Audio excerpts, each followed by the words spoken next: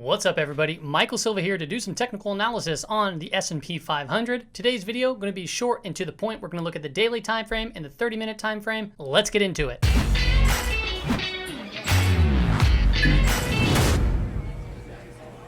All right, so we are here on the daily time frame.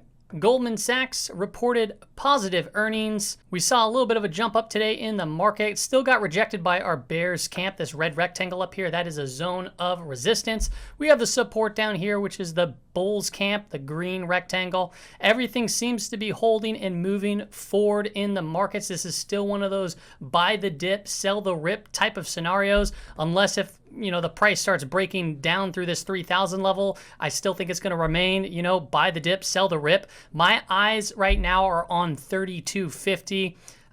This big bump up today, probably not just because of earnings around Goldman Sachs, but was it JP Morgan or Goldman? It was Goldman Sachs with the earnings, but there was also positive news around Moderna vaccine, and that probably helped initiate this bump up today. Kind of got out of its current trading zone where it was going from green, red, green, red, green, red, green, and now it finally had it was a red candle. It finished on technically a green candle. Overall, it is a indecision candle, meaning that the price doesn't know whether it wants to move up, continue to move up higher or lower. However, this jump up from this range could indicate potentially we might see a little bit more of a push higher. But let's hop into the 30-minute time frame to map out the resistance and support areas to really kind of get a grasp as to where the price can head into tomorrow. All right, so we are here on the 30-minute time frame. I'm going to go ahead and place a vertical blue line right here where the day started, just so you can get an idea as to where we're talking about. Basically, from this blue vertical line, that's where the day started, and we started moving forward. Notice how we gapped up today. Pretty significant gap up, but the price got rejected at the bottom portion of our bears camp right there. So that is going to be a continued level of resistance that we're going to have to keep an eye on. So let's go ahead and just mark a line there just to have it. That right there is going to be our area of resistance. Now, if we move back to the history of the chart, notice how it was also the top of this island reversal pattern. So there's a lot of different data points on this. For example, the island reversal pattern, you got caught up here, and then technically in the last 30 minutes of the day, did come up, not quite and touch it, but pretty much in the vicinity and got knocked down. So typically, if you see something like this as a level of resistance get rejected a bunch of times, if it does go positive and break through it and close above it, you can somewhat see somewhat of an aggressive move to the upside if it is broken. Now, to make sure that it's not a false breakout is a whole nother thing. You want to see a couple closes, and then typically, you want to see it go up, and then you want it to retest the area and then bounce from that point to continue to move higher. That would indicate that it's not really a false breakout, that it is a continuation to the upside. So if that is our area of resistance and it does continue to the upside, we need to look for the next area of resistance. And the area that I've been keeping an eye on is the 3250. So I'm going to go ahead and put the 3250 there, and we'll zoom back into the history of the chart to explain why my eyes are on this specific area. So if I scroll back to the history of the chart even further, we're going way back to February. And as you can see, the price did break through it, bounced up and got rejected right here on February 24th. So this right here is going to be offering up an area of resistance, the next level to really keep an eye on. If I were to really zoom in here, you can see that it was actually touched a few times.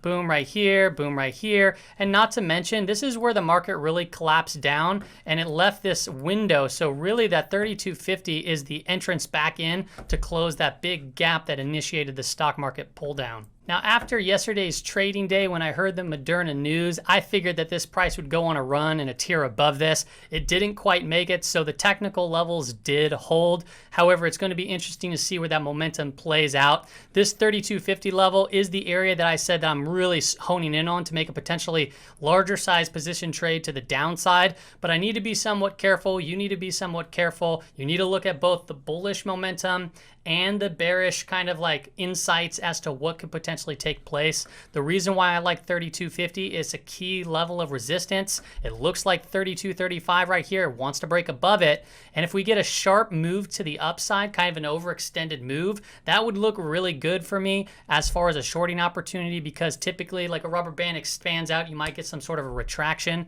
Now that doesn't necessarily mean, I say that I might not hold it all day.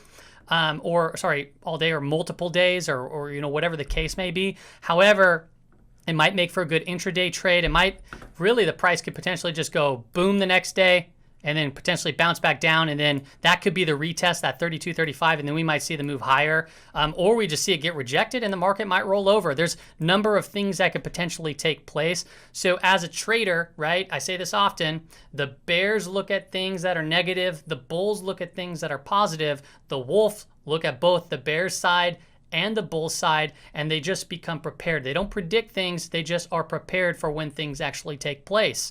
So those are the two levels of resistance to really focus in on. It could offer up some very good rewards. As far as an area of support goes, we're going to go ahead and keep it at 3,200. Yes, 3,200. I'll make it green. And the reason why, it clearly acted as a support when it gapped over it right here, that key level, back tested it, broke below it, and then acted as resistance on this 30-minute candle.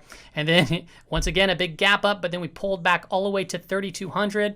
Now that 3,200 yesterday, we mapped out as an area of resistance. Look where the price came back down. That's where we get that buy the dip, sell the rip type of a talk, because if you did catch this on this big gap up, you probably took profits. And if you notice this candle that formed right into the area of resistance right here, that would have been an indicator saying, okay, this actually might be a time to sell, because it's a reversal candle taking place.